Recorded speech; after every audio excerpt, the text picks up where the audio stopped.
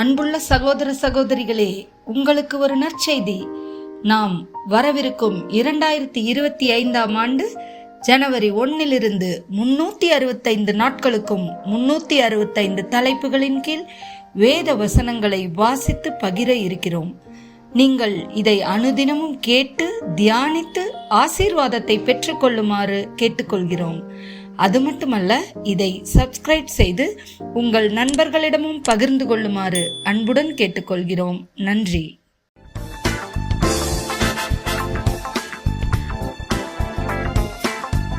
இன்று நாள் 71. தலைப்பு திருத்தம். 2 தீமோத்தேயு 3:15-17 வரை. வேத வாக்கியங்கள் எல்லாம் தேவ ஆவியினால் அருளப்பட்டிருக்கிறது.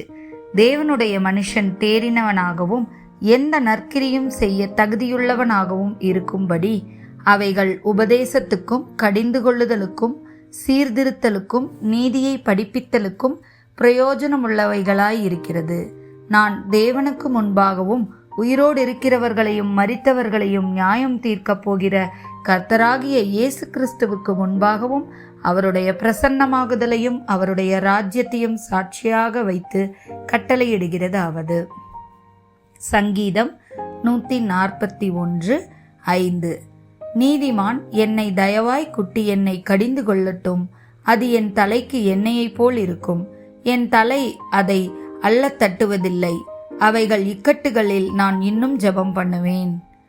நீதிமொழிகள் 27:17. இரும்பை இரும்பு கூர்மையாக்கிடும், அப்படியே மனிதனும் தன்னுடைய நண்பனை கூர்மையாக்குகிறான். மத்தேயு 16:22-23 வரை.